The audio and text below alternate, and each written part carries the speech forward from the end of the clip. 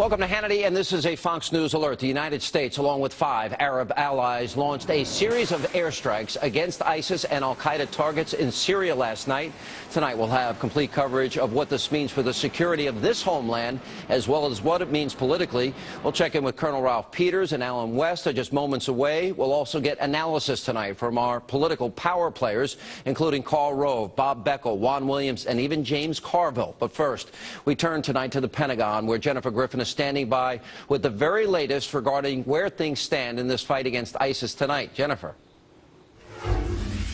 Sean, the operation began at about 8:30 p.m. Eastern last night. There were 3 waves of attacks. The first missiles fired came from the USS Arleigh Burke in the Red Sea and the USS Philippine Sea in the Persian Gulf. According to the Pentagon, 47 Tomahawk missiles were fired at command and control headquarters of an al-Qaeda offshoot called the Khorasan Group that U.S. officials claim was plotting against the U.S. Arab nations did not participate in this initial part of the operation. Pentagon officials say this will not be a short mission. Could this take years? I would think of it in terms of years, yes. The significance of Saudi, Emirati, Bahraini, and Jordanian pilots participating in these airstrikes cannot be overstated. 5 Arab countries joined this coalition, including Qatar, which flew but did not drop bombs. We're still assessing the effects of our strikes, but we've been watching this group closely for some time. We believe the Khorasan Group was nearing the execution phase of an attack either in Europe or the homeland. The Arab coalition members were involved in the 3rd phase of airstrikes, which began just after midnight Eastern last night. Syrian air defenses remained passive. The UAE flew 4 F-16 fighter jets, Saudi Arabia 4 F-15 fighter jets, Jordan 4 F-16s, Bahrain 2 F-16s. Qatar flew French-made Mirage 2000s but did not drop ordnance. The Pentagon's General Mayville reiterated that there were no plans right now to put U.S. ground troops in Syria. He ruled that out from the podium here at the Pentagon today, Sean. All right, Jennifer, thank you. And earlier today, the president delivered remarks from the White House informing the American people of the ongoing military mission in Syria and ensuring them that the U.S. is not alone in this fight. Take a look. We were joined in this action by our friends and partners, Saudi Arabia, the United Arab Emirates, Jordan, Bahrain, and Qatar. America is proud to stand shoulder to shoulder with these nations on behalf of our common security. The strength of this coalition makes it clear to the world that this is not America's fight alone. Above all, the people and governments of the Middle East are rejecting ISIL and standing up for the peace and security that the people of the region and the world deserve. All right, here to recap the president's remarks and his trip to the UN that followed, Fox News Chief White House Correspondent Ed Henry. How are you, Ed? Good to see you. Talk first about the coalition that is put together here, which, by the way, I'm actually encouraged by, which may surprise people. Well, look, there is some early success here because the president getting 5 Sunni Arab nations on board to basically say, we're going after these Sunni terrorists. We haven't seen a situation like that before. That gives the president some credibility, at least in this stage. He had a lot of fits and starts on the strategy.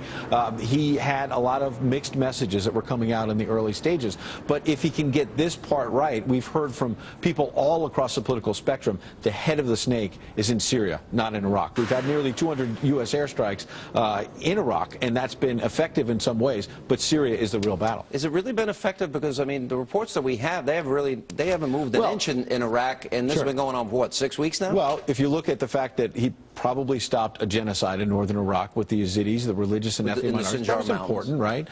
Then you have the fact that Mosul Dam, which was a strategic victory to take it back. But yes, will the U.S. working with the Iraqis on the ground be able to lock in these gains? That's a big question in Iraq. But look, also on the coalition, on the negative side, you also have to note that, yes, there's early success, but you got no NATO allies there. Turkey, a NATO ally in the region, they've got their own ties to terrorists. That may be why they're not participating. What about the fact that you have the UK, where you've already had a British aid worker beheaded? You have other British citizens who are believed to be still kidnapped and in the hands of ISIS. They haven't stepped up with airstrikes. They've helped in other ways, but not with airstrikes. The French say that, you know, they've helped with airstrikes in Iraq, but not in Syria. And it's interesting what the Egyptian president said today. They have a lot of air power. And he said, look, I congratulate the president on widening the war against ISIS. They want it bigger. Right? But they say, we've got extremists all over the Mideast. And his phrase was interesting. He said, the administration shouldn't, we want to make sure the they don't wash their hands of the Mideast down the road. That suggests that the Egyptians and others in the region don't trust the administration is going to go beyond these early stages. He's got a credibility issue. Let me give you 5 ironies here. Number 1, he eviscerated George W. Bush for going into Iraq. Now he's in Iraq and Syria, a country that Bush never went into. Do you know that Obama has now bombed 7 countries? Bush only bombed 4. One other irony. He said a month ago, he said a month ago that it was a fantasy to arm the Syrian rebels. That's now the cornerstone of his strategic plan, and it was only January that he called them the JV team.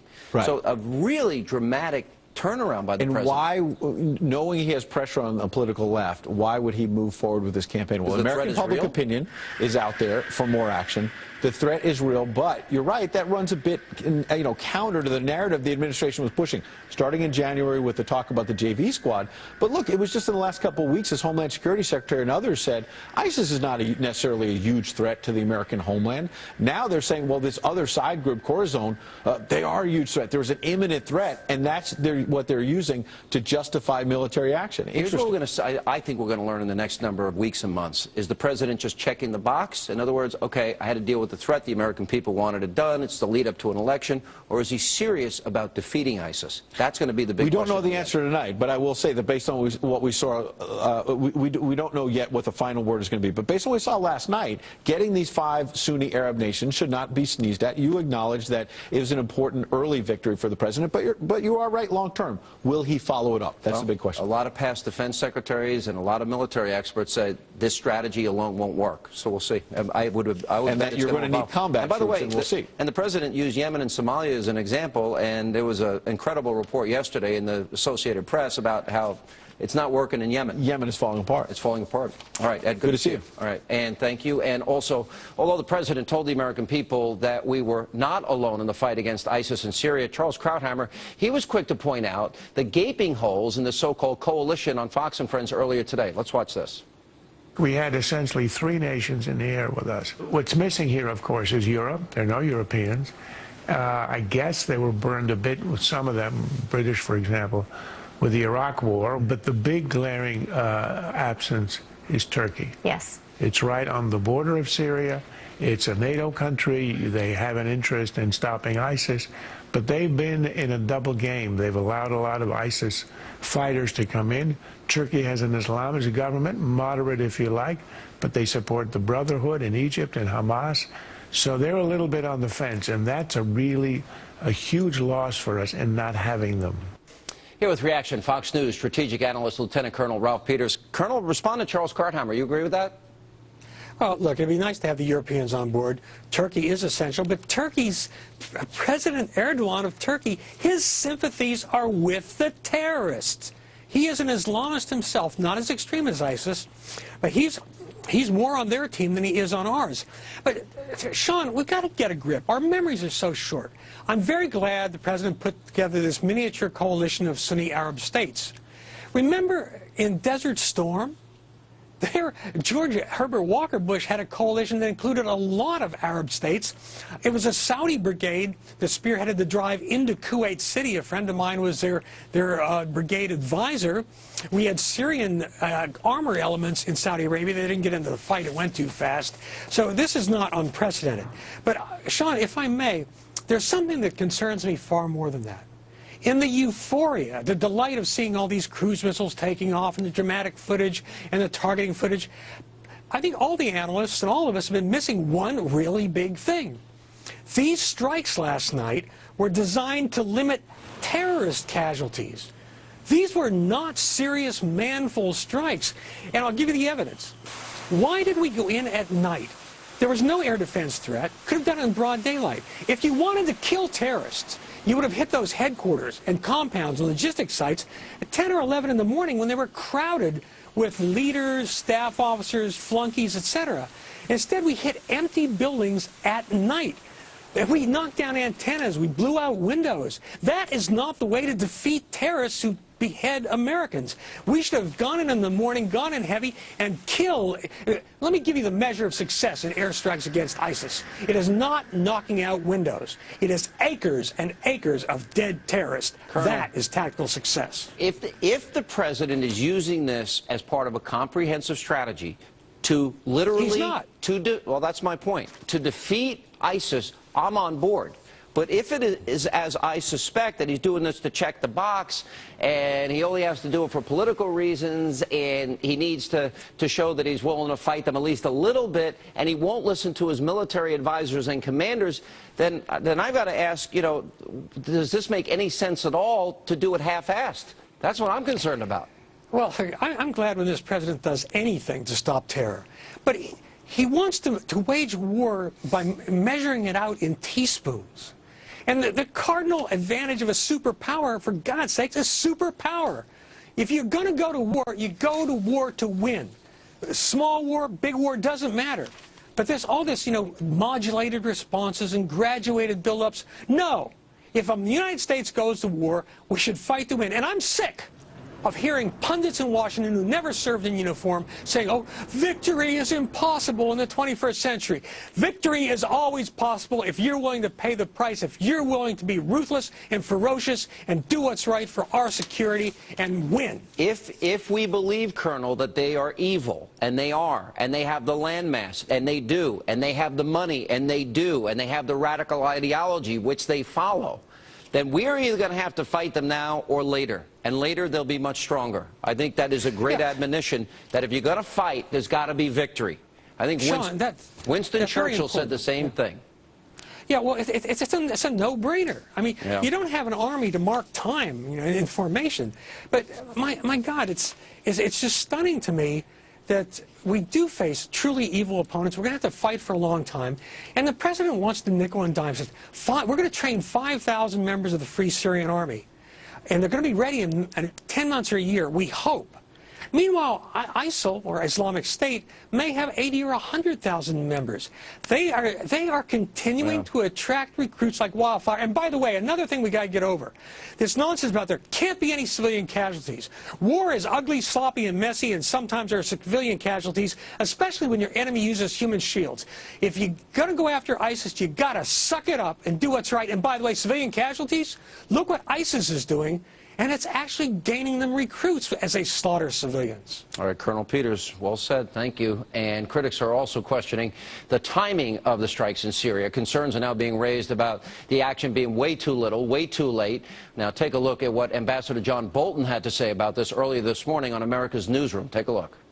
I think it's about time that these strikes started. I think they're very late. I think ISIS has had a considerable amount of time to prepare and defend against strikes like this. I have the sinking feeling, based on 6 years of performance, that particularly the timing of this attack last night had more to do for the president's politics than for national security. We're 6 weeks away from the election. His performance on national security issues has gone into the tank, and I think this is very convenient that he's coming to the UN today. Here with reaction, Fox News contributor Colonel Alan West. I think there were two mistakes here. Number one is that we didn't support the rebels earlier, as Leon Panetta and others recommended. And number two, that the president withdrew all our troops from Iraq, and we didn't provide the intelligence and training that they needed, and that paved the way for ISIS to take over. Your reaction? No, you're absolutely right, Sean. The thing that we have to look at, the residual force where they've precluded what ISIS really is Al-Qaeda in Iraq that is reconstituted itself back over in Syria and came back into Iraq and has metastasized. Back in January, we were looking at a force of only about 1,500 to 2,000. Now it's a force that, as CIA estimates put it, over 31,500. And so when you go out and you announce that you're going to have these bombing strikes and bombing missions, and you give the enemy an indication, you allow them to harden themselves, and it'll be interesting to see what the battle damage assessment really is. I understand we're trying to degrade certain parts of their capability, command and control, logistical support, and training and recruiting efforts, but we also need to cut off the resourcing and funding by way of the black market oil that they are selling. We also need to make sure that we don't allow them to have safe passage for recruits. For all that the president's doing here, or maybe won't end up doing, I don't like the idea that he's telegraphed certain things that he won't do, no boots on the ground, no shock and awe, but putting that aside, what about the president Does he need congressional approval to continue this conflict? Well, without a doubt, we're in a war. And by the Constitution, the only people that can declare war is the Congress. But it is very interesting that the President waited to take this action until the Congress had left Washington, D.C. I think that the Congress needs to go back, and the President needs to make his case before the Congress before we continue on with any more of these strikes. You cannot unilaterally commit the resources, the men and women, material of the United States of America without having the congressional approval. We did that in Libya, and look exactly what has happened in that country. All right, thank you. And coming up, you won't believe how the commander-in-chief saluted a Marine earlier today, less than 24 hours after launching airstrikes. We have the video. It'll leave you fuming. Plus, criticism continues to mount for the president's ISIS strategy and how he could have prevented all of this despite the start of airstrikes against Syria last night. What would President Bush do if he were in office? We'll ask somebody who knows him well, the architect Karl Rove. He's coming up next. Also tonight, political analysis from Bob Beckel, Juan Williams, James Carville, all on this busy news night tonight on Hannity.